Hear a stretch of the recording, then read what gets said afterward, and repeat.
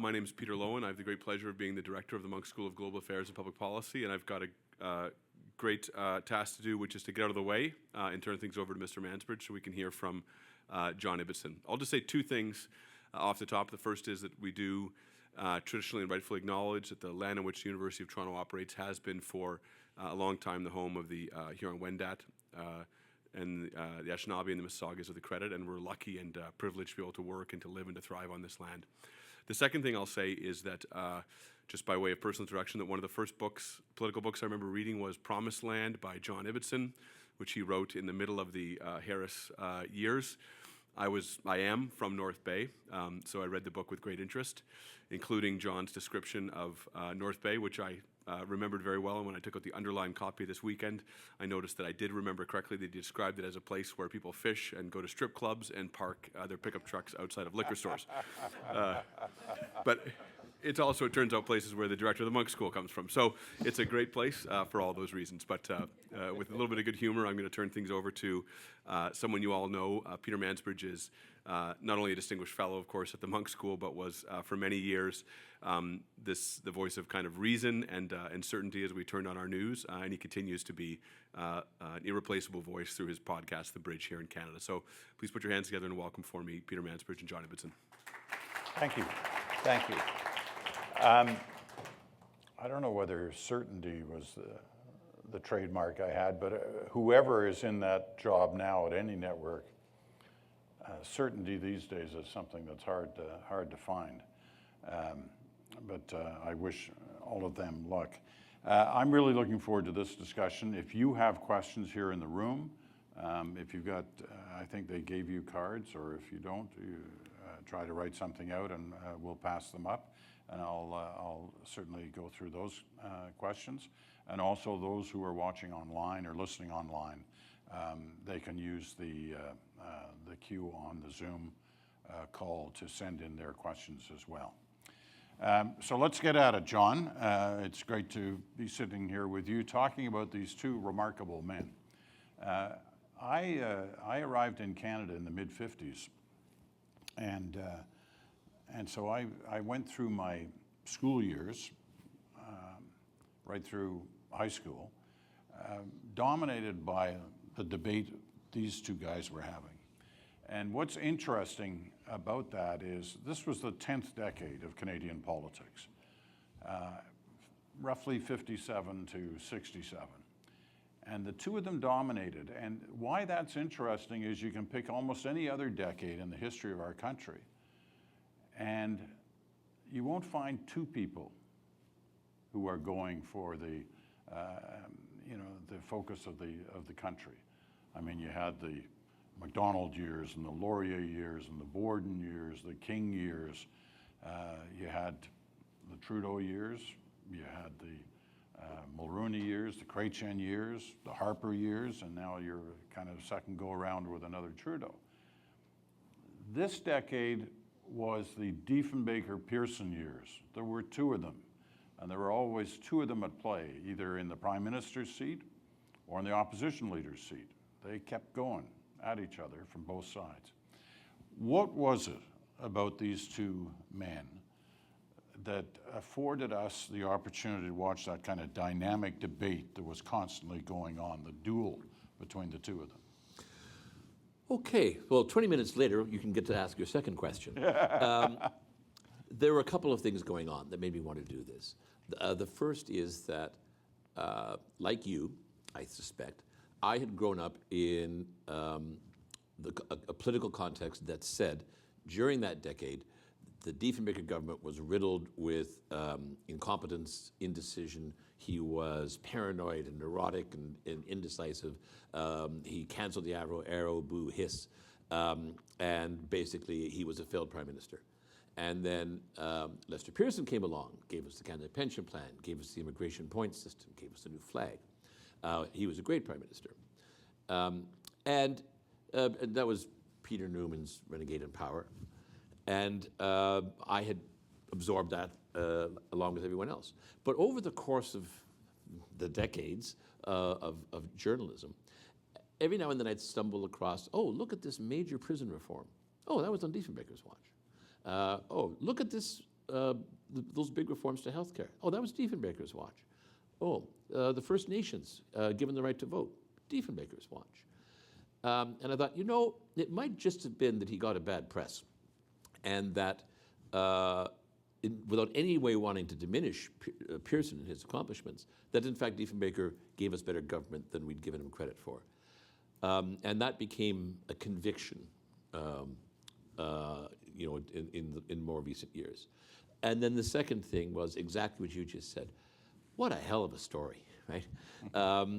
Pearson, Diefenbaker was never supposed to win in '57. The powers that be gave him the leadership because they were certain they would lose the next election. That's all, after all, in those decades, that's what conservatives did. They lost elections. Get rid of Diefenbaker, find somebody else. And to everybody's surprise, especially the conservatives won that election.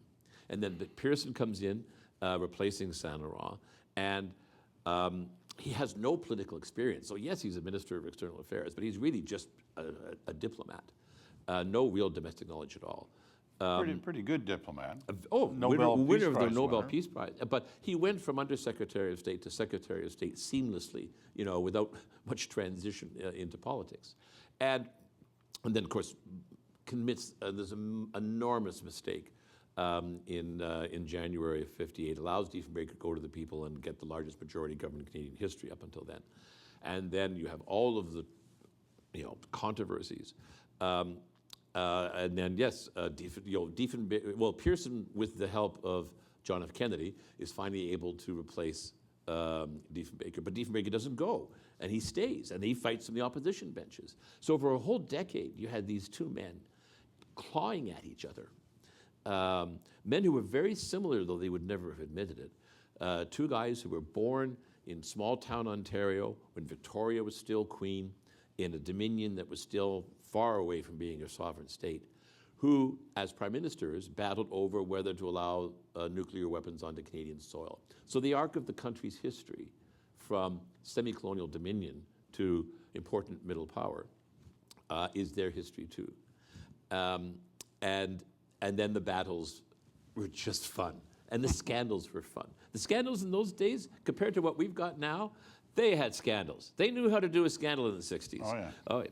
So I decided in 2019, after the last book, Empty Planet, came out, that I was just going to do this thing. And 4 years later, there it is. How different were they growing up? Or in some cases, the question is almost how similar were they as they were growing up? So yeah, the first chapter is called The Preacher's Son, the Teacher's Son. John Diefenbaker's father was a teacher. Lester Pearson's father was a preacher. But and again, small town Ontario, and every couple of years they would move. He'd get a new manse, he'd get a new parish, the other father would get a new school. But the Pearsons grew up in an environment of great emotional security. His parents were stable and loving parents, and the Pearson boys learned how to move from community to community to community and just make new friends and settle in. Great training, by the way, if you're going to be a diplomat. Diefenbaker the circumstances were poor. Believe it or not, in those years, Diefenbaker was not a name you wanted to have. He took a lot of prejudice from people who, if you weren't English or Scottish or Protestant Irish on the English side, or French on the other side, you were in some ways a foreigner. And Diefenbaker, believe it or not, in the 56th leadership campaign, the Ottawa Citizen had an editorial that said you should not let Diefenbaker's German roots keep you from voting for John Diefenbaker. The families had come over in sort of the mid-1800s, and his mother was a bannerman, right? So he was as much Scottish as he was German, but he had to overcome that. And then at 8, he moved to Saskatchewan, and they started a homestead on the very fringes of what was then, the pioneer prairie lands. And maybe we'll talk a bit more about the nature of populism going down the road further on. But Diefenbaker was our first truly populist prime minister. But his populism was rooted in experience. He grew up poor. He grew up on a homestead. He grew up surrounded by other poor farmers who were exploited by the grain merchants. And he became a lawyer, but he became a crusading defense attorney, Diefenbaker for the defense. He was famous, actually, long before Pearson was famous, as somebody who picked cases of people who were being railroaded by the system and fought on their behalf. So that his populism was rooted in being from the people and of the people. And he never lost respect for them, and they never lost respect for him. They stayed with him his entire political career, even in the years of defeat. Whereas Pearson, in those same years, was moving from his modest background to the University of Toronto, because his dad was a Methodist, and from there to the war, and from there to Oxford, where everyone discovered, oh, this young Canadian is utterly charming fellow, and quite intelligent, really. And before long, he was in the brand new Department of External Affairs, where he just rose and rose and rose, because everybody turned to Mike Pearson for everything. He was the kind of guy who could take an intractable situation and find a way through. Okay, we've got a good snapshot then of these two guys as they arrive in Ottawa. When they left Ottawa, was the country fundamentally different than it had been when they came to Ottawa? And the coming and the going is, I'm framing in that sort of 10th decade period. Did the country, as you say, the making of modern Canada, did it fundamentally change from the mid-50s to the mid-60s? Yes.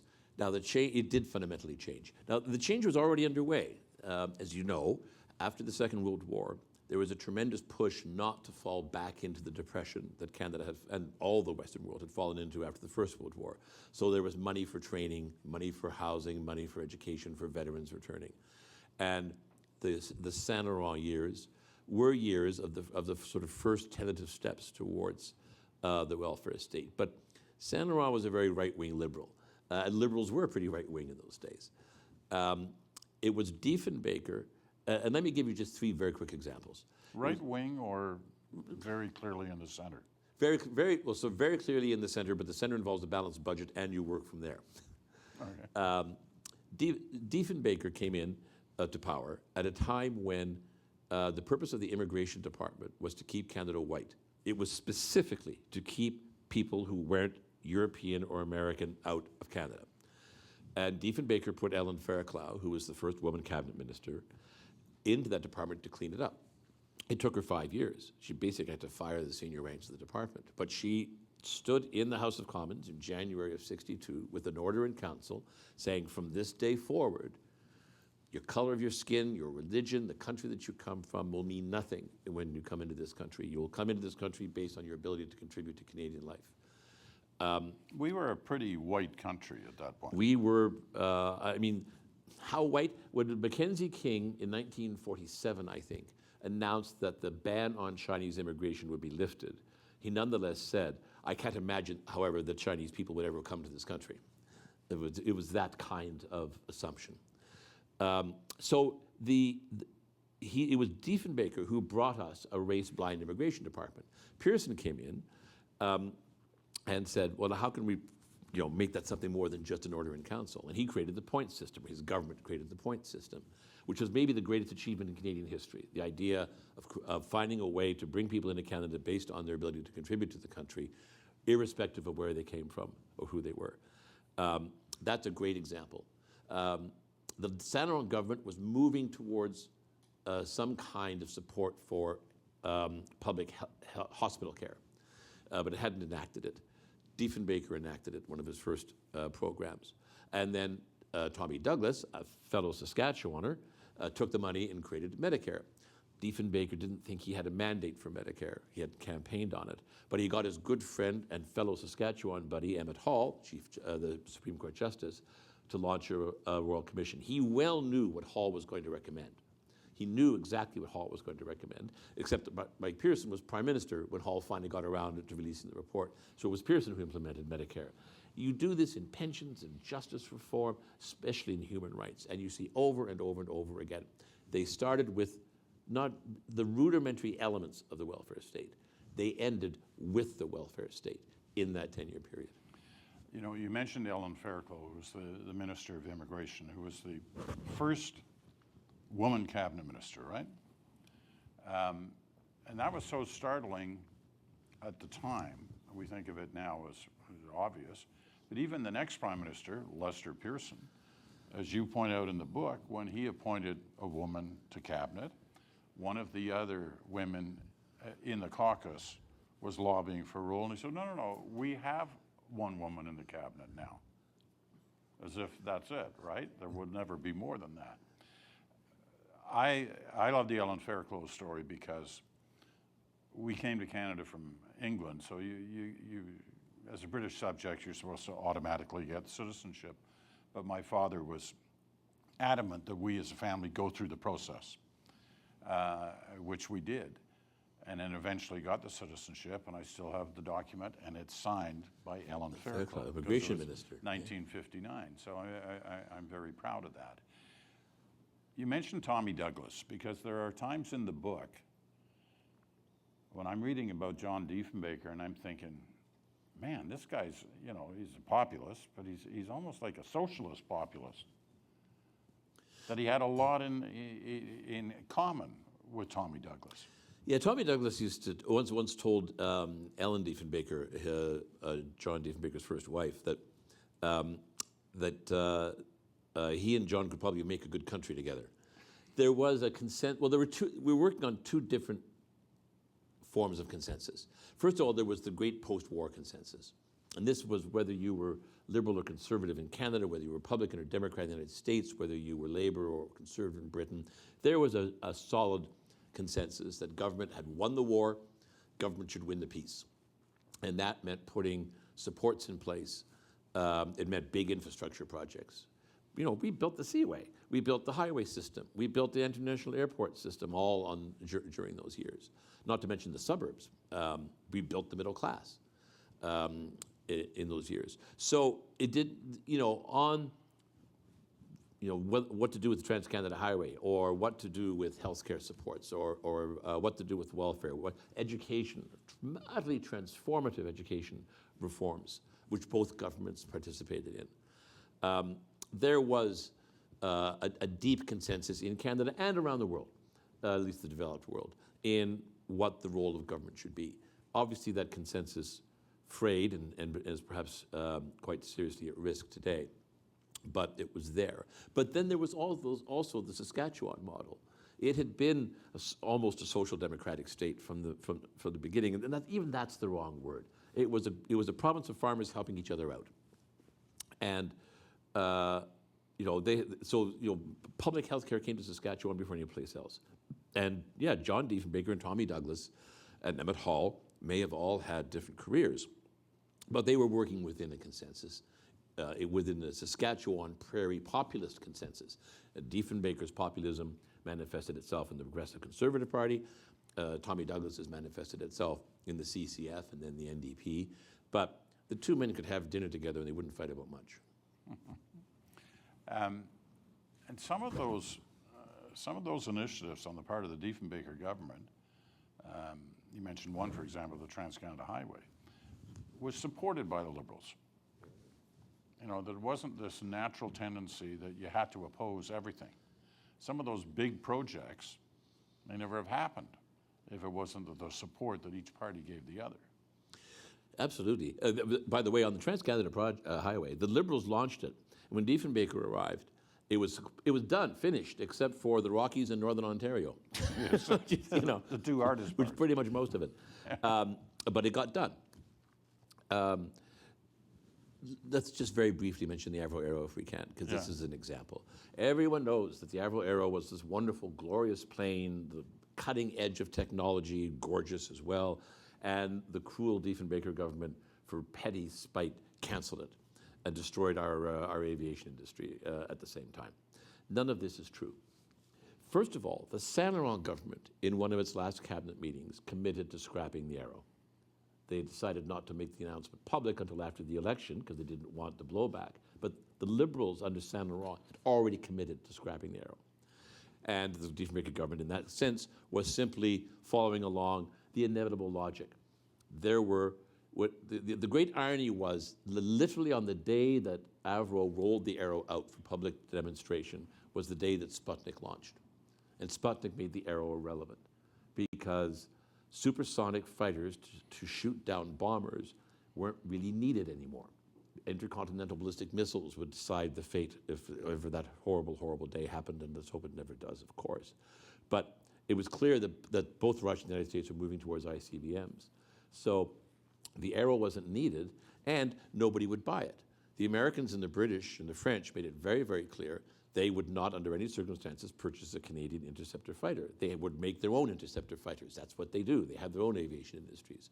So we were building a plane that had no use and that nobody wanted. And the Liberals realized that. The Conservatives implemented that decision. And you'll notice if you actually check the records, the Liberals castigated the Conservatives for delaying the decision. They never castigated them for making the decision. It was such a beautiful plane, though. It was gorgeous. And I was in the Navy for a short period of time as a pilot in '66 and '67, and when we were based at Portage la Prairie, the guy who flew the 104 Starfighter as part of the centennial year celebrations was based there. And he used to fly it every noon hour, and we'd all watch an amazing performance going on in the air. And then he'd come down, he'd sit in the mess in the evening, and he'd have this sort of glazed look on his eyes talking about the Avro, because he'd flown the Arrow. He was one of the test pilots on the Arrow. Okay, back to first Diefenbaker on how he changed the country. Because one of a number, and you listed them, of significant things that his government did was to ensure that First Nations got the vote. And it's a reminder to all of us that it wasn't until, what, 61? 60, yeah. 60, 61. They never had the vote until Diefenbaker. And what was it about Diefenbaker, the prairie populace, that said, we've got to change this? Well, there are a couple of things. Three things, actually. So the first is that he grew up on the prairies around Indigenous people. There were a lot of Métis in his part of northern Saskatchewan, a lot of First Nations in his part of northern Saskatchewan. So they were his neighbors, essentially. He knew them. Secondly, he often represented Indigenous clients who were in trouble with the law. And again, they weren't getting any kind of proper legal counsel. If it wasn't John Diefenbaker, it would be nobody. So he recognized that they were discriminated against. They weren't treated fairly and equally as other Canadians. And he said, he resolved that among the very first things he would do when he became Prime Minister was move to give the vote to First Nations. The resistance actually came mostly from First Nations, who feared this was some new bait and switch. We'll give you the vote, but we're going to take away something from you. And it took him a while, and there's some quite lovely letters that he wrote to First Nations leaders saying, no, this is just the vote. That's all it is, nothing else. And then finally, of course, he was the man who gave us the Bill of Rights.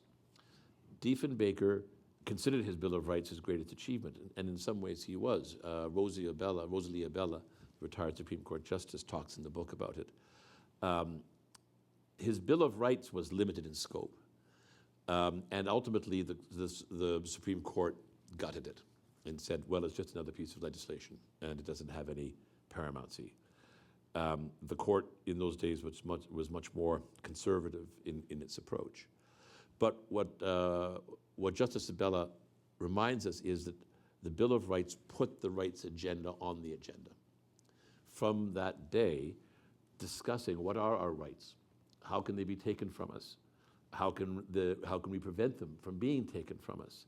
Does the English common law in and of itself guarantee our rights, or do we need some kind of charter or Bill of Rights to codify those rights? And if so, what limitations might there be on that charter? All of that launched with Diefenbaker's Bill of Rights. The idea that we need to know what our freedoms are and how we can be protected from capricious government. There was no notwithstanding clause in that. No, the charter, bill was did there? not have a notwithstanding clause. But, well, you know what? In a way it did, because it was a piece, it was a piece of legislation. So you could repeal it. That was its weakness among its critics. But if you're going to repeal the Bill of Rights, you have to repeal the whole darn thing, which is much different from the notwithstanding clause, where you just decide you're going to settle a labor dispute with teachers or some ridiculous restrictions imposed upon trans students by throwing in the notwithstanding clause. Now it gets used like candy. You know, there are many things in this book that I didn't know until I read it. And one of them about the charter was that, at least according to Diefenbaker's remembering of history, that he had dinner or lunch with Pierre Trudeau, and that Pierre Trudeau had acknowledged the importance of the Diefenbaker's charter. And Trudeau, I think, acknowledged that in a way himself. That, yeah, I mean, Diefenbaker and Trudeau got along. First of all, Diefenbaker hated Stanfield. Stanfield, and more importantly, Dalton Camp, finally pushed Diefenbaker out of the leadership. He needed to be pushed out of the leadership. It was long past due. But still, he deeply resented Stanfield. So in a way, if the enemy of my enemy is my friend, that made the Liberal leader his friend. But also, Trudeau recognized that the Bill of Rights was the first step to the Charter of Rights. And though we're getting into the bit of the weeds here, Davy Fulton, who was Diefenbaker's justice minister, and Guy Favreau, who was Pearson's justice minister, came up with the Fulton-Favreau formula, which ultimately became the amending formula for the Constitution. So yes, Pierre Trudeau and John Diefenbaker could have lunch at 24 and go on about constitutions and bills of rights, and what a mess the Conservatives were, because it gave them both pleasure. Let's get to the bridge between Diefenbaker and Pearson in terms of the change of power. That bridge was pretty well built by John Kennedy, right? It was indeed. How did that happen? How did Diefenbaker become so disillusioned with Kennedy, and in fact, Kennedy even more disillusioned with Diefenbaker, that pushed things toward Pearson? And by the way, I relied heavily on your friend Knowlton Nash's book on this. Diefenbaker and Eisenhower got along famously. They were both older men. They both loved to fish. They were good friends. And on Eisenhower's watch and Diefenbaker's watch, they signed NORAD, another thing. The Saint Laurent government basically negotiated it, but they had, again, the Saint Laurent government was great at negotiating and then not deciding. So it was Diefenbaker who actually brought Canada and NATO in NORAD into being. Part of NORAD, of course, was missile defense, how to defend against the Russian bombers. They agreed to some kind of missile deterrent, because in those days anti-ballistic missiles were considered the best way, whether it was from a fighter or ground-based. And then Eisenhower left and John Kennedy came in. And two men never struck up a dislike for each other more quickly. It even involved a marlin. There was when they very first meeting in the White House, Kennedy was showing off a fish that he'd caught. And I don't suppose you fish. And Diefenbaker was obsessive as a fisherman. He said, I just caught this huge marlin off Jamaica. And Diefenbaker said, or Kennedy said, I doubt that. So when Kennedy came to Ottawa, there was the marlin mounted in the Prime Minister's office. Huge marlin. Huge marlin. And by the way, if you go to the Diefenbaker Centre and you see the reproduction of Diefenbaker's Prime Minister's office, the marlin is right there. And then Kennedy had just a whole bunch of asks. He wanted more support for foreign aid. He wanted these missiles. He wanted this and that. And Diefenbaker didn't feel he could give it to him. So it was, yeah, we want you to do this. We don't think we can. We want you to do this. We don't think we can. And it just ended with Kennedy thinking that this man was old and tired and unpleasant and boring. And in the Kennedy administration, there was nothing worse than being boring. And then Diefenbaker became increasingly resistant to the idea of allowing nuclear weapons onto Canadian soil. And his own cabinet was split on the issue. So he waffled. But the more he waffled, the more he was waffling towards not allowing nuclear weapons. And he had given no sense. He had gone from, I want to do it, but you have to give me time, to, I don't really not know if I want to do it at all. Kennedy was furious. We had these Beaumark missiles sitting on Canadian soil with nothing on the ends of them. So one of them was in North Bay. North was in North Bay, and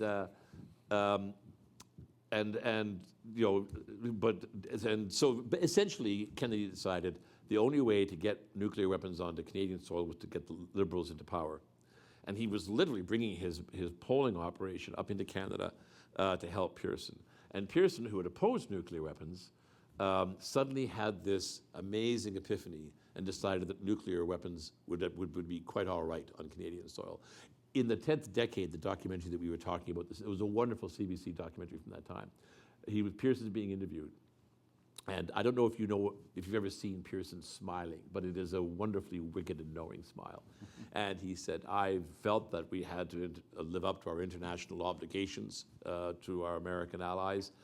And besides, it was very wise.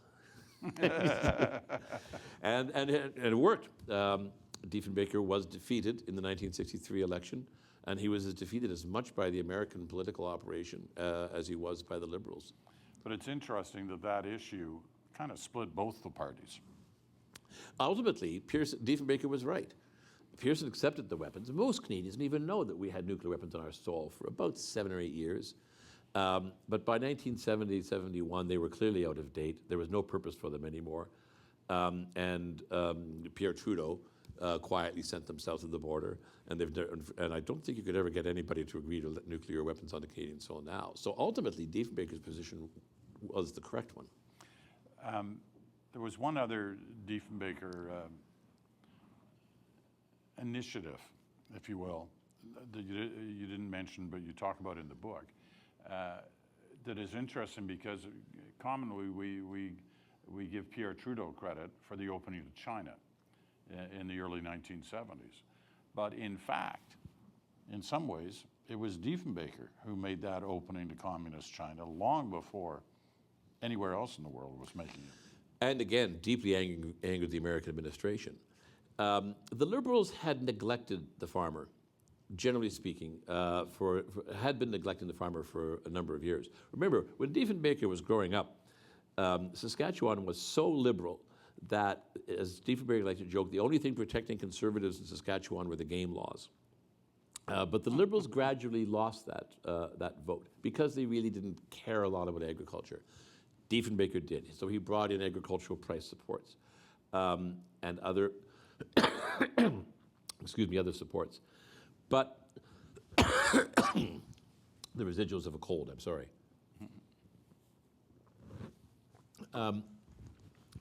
China was going through the Great Leap Forward, which was the Great Famine. And they were desperately in need of grain. We had a tremendous surplus of grain. And so Diefenbaker, then the Chinese came and asked. And so Alvin Hamilton, his agriculture minister, said, we will sell you a great amount of grain, and we will even provide you with the bridge financing so that we can give you the loans that you will eventually pay back. And they did. The Americans fought it so hard that they tried to keep American ships from transporting the grain. But ultimately, that grain was sold. And in many ways, that was de facto recognition that the Beijing regime was legitimate. I do want to hear your questions. So if you have some, if they've been written down, and there are some coming in online as well. To bridge to that point, let me ask you this. Did these two guys like each other? They did initially. When Diefenbaker was, thank you, Shona. When Diefenbaker was external affairs critic, and Pearson was Minister of External Affairs, they exchanged notes because Diefenbaker was supporting Pearson in efforts to protect. It's a complicated story, and let's not get into it, but it was a diplomat who was under attack by the Americans. Diefenbaker supported Pearson in his efforts to defend the Canadian diplomat. But Diefenbaker so humiliated Pearson in the budget speech. So essentially, Pearson had just been made leader of the party. The next week he was meeting the House of Commons. And there was a vote on supply. And Pearson got up in the House of Commons and said, we would like to propose that this government, which is manifestly incompetent, resign. But we don't need an election. So the Liberal Party is perfectly willing to assume the mantle of government once again and govern on behalf of all Canadians. And Diefenbaker literally turned to the guy beside him and said, I've got him. Yeah. And he just tore into him for 3 hours. And at the end of it, everybody knew that Pearson had made a horrible, horrible mistake. Diefenbaker went to the country, said, if you want to decide the issue, let's decide the issue. And that was the great 58 majority. And then, so they're not going to like each other very much after that. But also, when Pearson then came in, Diefenbaker in some ways went back to the role he'd always been most comfortable in. He was a great parliamentarian, especially in opposition. And so he made Pearson's life miserable. And Pearson was not a parliamentarian. Again, wonderful diplomat, wonderful minister, and a very good prime minister, but not a pit bull in the House of Commons. It was not his scene. Diefenbaker's whole life was in the House of Commons. And again, the Lucien Villard affair, the Gerda Munsinger affair, and all the other scandals of the Pearson years were made much worse because Diefenbaker was so effective at goading the front bench of the Liberal Party. So yeah, Pearson came to hate him. I don't think Diefenbaker hated Pearson so much as the fact that Diefenbaker was the guy across the aisle. If it wasn't Diefenbaker, it would have been somebody else. But Pearson really felt that Diefenbaker had made his life miserable. You know, it's hard to gauge success sometimes in politics, but if you had to gauge between those two men, who was the more successful? I mean, Diefenbaker obviously won a majority government. Pearson won 2 minorities. But who was more successful? I don't want to in any way discount the Pearson achievements. Again, the core of the book is that Pearson in many ways was building on initiatives that had been launched by Diefenbaker. And Pearson deserves full credit for pushing those things forward. But more important, Pearson recognized where Canada was going and Diefenbaker didn't. Diefenbaker still thought we were part of the British Empire. He wanted to diversify trade within the Commonwealth. And he fought the flag tooth and nail. But Pearson recognized that America, not Britain, was now the global superpower. And he recognized that Canada was going to have to act more like an independent nation. And that meant having its own flag, having its own foreign policy. And he also recognized that Quebec was not just a province among others, that the Quiet Revolution was going on through all of this, the transformation of Quebec society was going on through all of this. And it was Pearson who began the process of trying to reconcile French and English Canada. He didn't get very far, but he started it.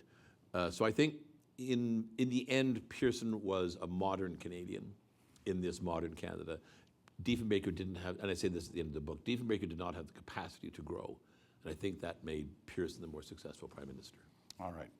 There are a lot of questions now. They've just been given to me, and they come from both inside the room and online. And because there's a lot, let's keep that in mind with the answers. In other words, shorten your answers, John. No, the answers have been great. Do you think that Pierre Poilievre has the makings of a successful prime minister? I don't know. I had an essay in the Globe on Saturday. This obviously is not in the book. This is from the essay. This is a tired Liberal government. It's long in the tooth. I think the polls show, and I think even before the polls showed it, the feeling in Ottawa was that the Conservatives have their game back, and Poilievre is an effective leader, and the Liberals are in trouble and running scared. Does that mean Pierre Poilievre will win the next election? I'd say 50% odds at least. Does that mean he will be a successful prime minister? That I don't know. I know this, and I said this in the Globe essay on Saturday. I talked to you about the populism of John Diefenbaker. It was a populism that sought to build, never to tear down. It was a populism rooted in experience. This was a man who sat in jail cells time after time after time, listening to a sobbing mother explain why she buried her dead baby without telling anyone the baby had died, listening to a woman explain why she felt she had no choice but to kill her husband because her husband was going to kill her. This fought to have a man who had been assessed with the intellect of a child from being executed. His populism was rooted in the soil, literally the soil of Saskatchewan that he broke, and in the people that surrounded him. He didn't play at being the common man. He came from those roots. And he never abandoned those roots. And the book opens with his funeral, with people, 10,000 waiting in Winnipeg for the casket to go by in the train after midnight. People just coming to the side crossroads to with their hats over their hearts. That was the bond that Diefenbaker had. I don't know that any other prime minister had it. Is that Pierre Poilievre's populism? I'm not sure that it is. You know, when you talk about the lead Poilievre has now, reminds me of the 62 campaign that you talk about, because there was a point at which Pearson was leading by 15 points, just like Poilievre's leading. And Diefenbaker came back and held him to a minority. And that's entirely possible this time. Justin Trudeau, or possibly, I think not likely with someone else, but possibly someone else, could take Poilievre down. The difference, though, Poilievre is a good politician, and Mike Pearson wasn't. Yeah. And that's what, campaign after campaign, I mean, those were both supposed to be liberal wins. Yeah. And 63 turned out to be a minority, and 65 turned out to be a minority. Right. John Diefenbaker always came through in the campaign trail. Your articles for the Globe are hugely enjoyable. Okay, next question. This is your family. Your family's here. What advice would you give to an aspiring student writer? This is one of the most common questions we get in our business, and it's a great question. What's your answer? The best thing that a writer can do is write. I started out writing plays, and by the time I was 30, there was a general agreement between me and my audiences that I should stop writing plays. So I started writing young adult fiction because there was a market for it. And then at 33, having failed to clear $10,000 a year, I decided it was time to get a job and went into journalism. And best decision I ever made in my life. I always give the same advice to writers. Write anything. Write catalog copy. Write emails to friends. Get into anything online that will take your byline. You only learn writing by writing. Someone once asked Noel Coward, who was one of my favorites, how do you write a good play? And Noel Coward said, write 25 bad ones. And the 26th will have something in it. And I think that's the only advice I've ever been able to give to writers. There may be other paths, other approaches, but I had my first byline in the Gravenhurst News when I was 10, and I've been writing pretty much nonstop ever since, and I can't imagine stopping because it is just so much fun. If writing is something that you enjoy, then teach yourself to be a writer. And the way to teach yourself to be a writer is just to write and write and write and write. So one last thing, they're going to kill me at the Globe for this. The audience, one of the workplace development editors said, I'd like you to have a talk with our writers about how you work as a journalist at the Globe and still write books every few years at the same time. And could we put together a seminar on that? I said, sure, but I will tell them, never take an evening off, never take a weekend off, and never take a vacation, and then you can write books. And she said, yeah, we can't do that. We're talking about work-life balance, and you're just saying don't have any? But if you're a writer, I think that's what you do. It's just, you love it so much, you can't stop. And no matter how much our business changes, the business of journalism, and it's going through substantial change over these last few years in all different platforms, there's always going to be room for storytellers. And storytellers cover a lot of ground in terms of writing. And also, go anywhere to get those initial jobs. the more you travel the country, the better. I mean, I started in Churchill, Manitoba. You couldn't get any smaller than that. And then, went around the country in different places. And John's been in different cities as well. But there is this tendency, especially in this town, that it's just Toronto, right? It's all about Toronto. Got to be in Toronto. And also that it's, you've got to go straight from university into your whatever professional job you have. Yeah. I was asked, what's the best qualification for a journalism school student? I said 5 years outside journalism. And then you can start to look at journalism. Yeah. All right. This one came in by Zoom. The CF 105 program, that's the Avro Arrow, represented the best and the worst of Canadian politics for me, regardless of the, I'm not sure, question? No, regardless of the elements in the decision to cancel, why did the Diefenbaker government destroy all plans, airframes, which were Canadian taxpayer public property? And there's always been a bit of a conspiracy theory that Diefenbaker had some hidden agenda and that he wanted not only to destroy the Arrow, but to destroy the memory of the Arrow. I don't know why they were destroyed. The government said that they didn't want proprietary information falling into the hands of the Soviets. I don't detect in my reading that there was any vendetta on the part of Diefenbaker. Now look, could he have handled it better? Could there have been a way to bridge? They looked, they tried, but essentially the executives at Avro said, you're going to do the Arrow or we're going to close the program and fire all the workers. And when he announced in Parliament that they were suspending funding to the Arrow, they literally via loudspeaker fired all of their employees at the Downsview plant that afternoon.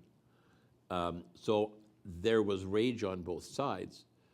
Could there have been a way to take the Avro technology and bridge it into some other kind of program? It's possible, but it would have taken goodwill on both sides. And there was very little goodwill. But Diefenbaker said over and over in the House of Commons, if anybody has any suggestions for how to keep the Avro operation going, this government is all ears. And why wouldn't it be? No government wants to fire 5,000 employees in Downsview, where in those days were the heart of the Tory base. He lost Toronto in '62, and he lost Toronto in part because of the Arrow, and he knew that was going to happen. And so I think it's safe to say Diefenbaker botched the announcement, but the announcement was correct. There's always been this belief on the part of some, or maybe it's just a hope, that somewhere, in some barn somewhere, there's an intact Avro Arrow that's sitting there and one day will be brought out. I don't think it's true, but it's a nice thing to believe in. If you love the look of that plane, it was a beautiful plane. Can you comment on the research process and resources for the book? It was a bit backwards in this case. Again, as with all my books, I was working for the Globe, and it's a more than 9-to-5 job through the entire period.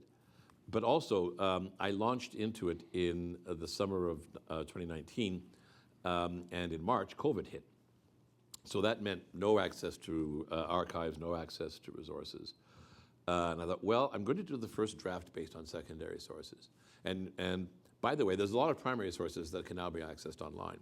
So I did the first draft, and in a way it worked very well.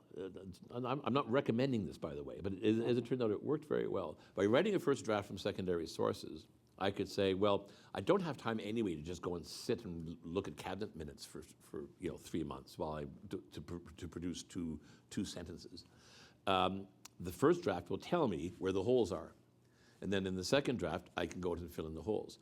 So after the first draft was done, I flew to Saskatchewan, spent a week with the Diefenbaker archives. The people at University of Saskatchewan, by the way, were fabulous, and thank you so much again. Accessed the Pearson letters in Ottawa. Did some interviews, and then filled those holes. So I don't recommend that you do your first draft and then begin your primary research. But in this particular case, it actually worked out well. In your research, what of the era surprised you most? That 10th decade. Wow. That's a really good question, as you can tell. I don't have a quick and easy answer to You it. can always tell when you've asked a good question, you get that. Yeah. You make them think, right? It's not rolling off their tongue because they've kind of heard the questions before. When you see them, and this is great to watch in political interviews. You watch a candidate for prime minister, president, you name it. And if they ask a question and they're thinking, you know you're likely to get a real answer. Mr. Harper, do you love Canada? Exactly.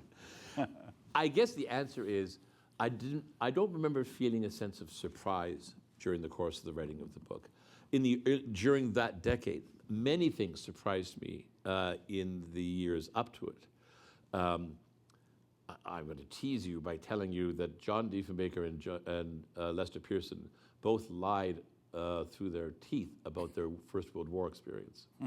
I didn't know that John Diefenbaker had a first wife. At the very beginning of the research, I didn't know there was an Edna Diefenbaker before there was an Olive Diefenbaker.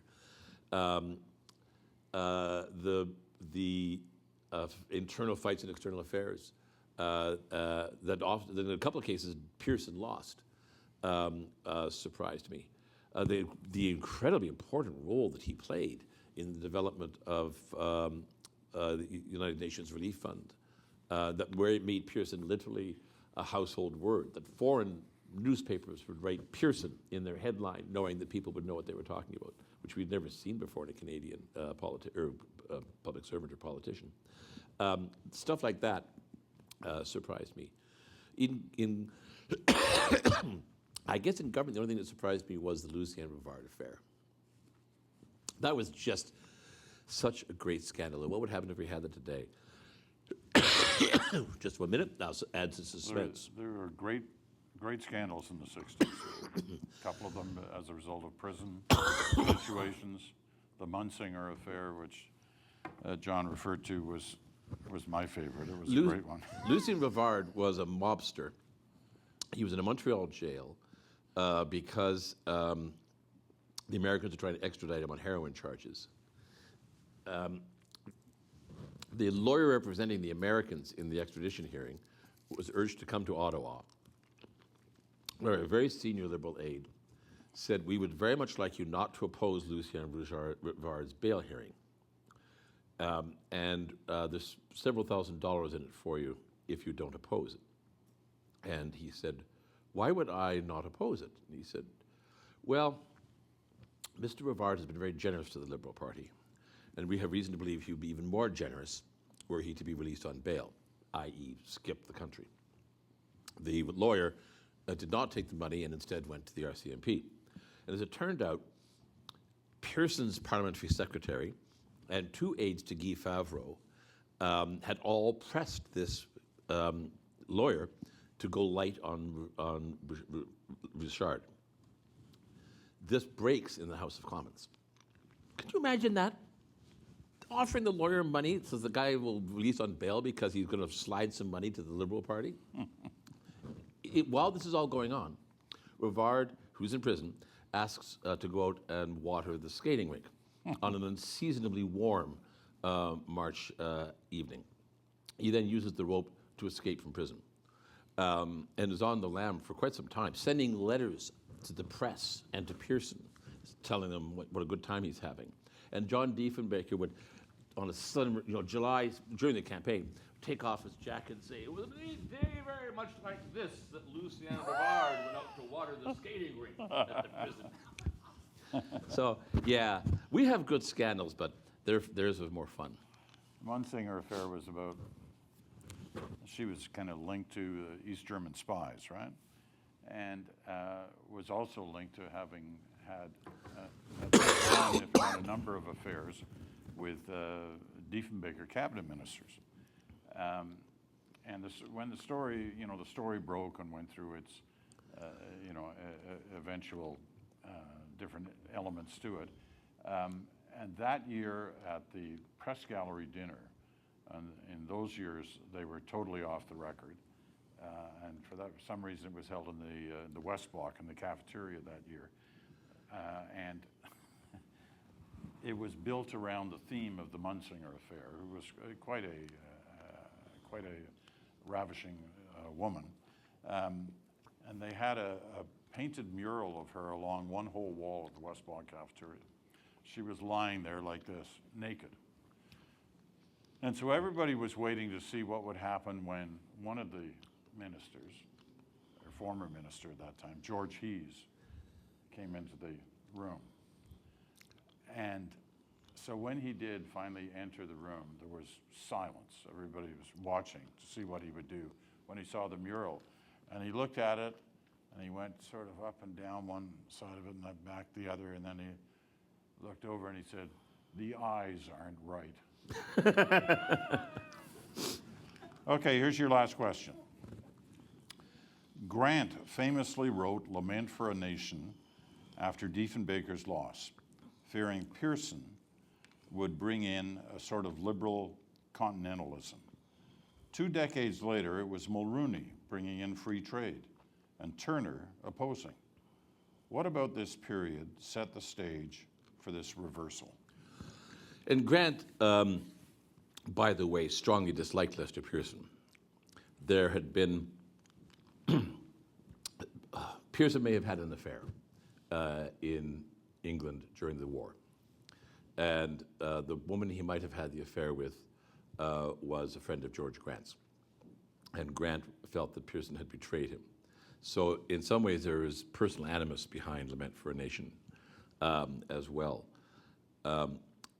But also Lament for a Nation, although every good left-wing professor in Canadian universities waved it this was true Canadian nationalism. It was a nationalism rooted in British, colonial perspectives. People like George Grant and others should run the country within the British tradition. And these filthy Americans were coming up, and the Liberals were letting them buy the country lock, stock, and barrel. It was actually a very conservative book, a very reactionary book. But it's true, Diefenbaker wanted to diversify trade within the Commonwealth. The only problem was the Commonwealth didn't want to diversify trade within itself. And the Americans were buying up large chunks of the Canadian economy. Walter Gordon was in some ways, Pearson's finance minister was in some ways more closer to Diefenbaker than he was to his own prime minister. So the interesting thing is now, how much of a debate is this? When in the 60s and 70s and 80s, we all fought over and over and over again about, are the Americans buying up Canada? Are we losing our economic sovereignty? Are we losing our sovereignty? I hear mostly today, how can we encourage more foreign direct investment into Canada? So that argument is over, and I would say it wasn't that the Liberals wanted it, the Conservatives wanted it. It would be safer to say that, what do you want to say, Pearson and Mulroney and Chrétien won it? Good question. Here's my final question. If these two men who dueled through the 10th decade were alive today, what would they say about not only the state of the country, but the state of politics in the country? I think they'd be quietly appalled. Well, probably in Diefenbaker's case, not so quietly appalled. I think their principal objection would be to how the country has diminished in its place in the world. Pierre Trudeau launched a foreign policy review, and Pearson hated the review. Scrawled in the margins, all of this, because Trudeau wanted to make Canada less closely aligned to the United States and to NATO. And he began the dismantlement of the armed forces, which has continued more or less apace. So I think both men would say this country, which was so important in the Council of Nations in the 1950s and 60s, Nelson Mandela, when he came to Parliament in 1990, thanked John Diefenbaker for being the first of the Western politicians to align against apartheid in South Africa. It was Canada, essentially, that led to the expulsion of South Africa from the Commonwealth. Of course, Pearson's many contributions, not only Suez, but But my God, the island in the Mediterranean that's half Greek and half Turkish, and we headed to peacekeeping. Cyprus. Cyprus, thank you. So they would be dismayed, I think, at the role that Canada no longer plays in the Council of Nations. That we are, I mean, we belonged to everything under those two. Those two got us into everything. But, you know, we're not in the new AUKUS, we're not in the new Quad. And I think they would feel that Canada has let the side down, not just during Justin Trudeau's watch, but over decades. It has surrendered a place that it once had in the Council of Nations. The first two prime ministers, they were former prime ministers at that time, that I interviewed were these two. And I remember, you know, both of those times very clearly.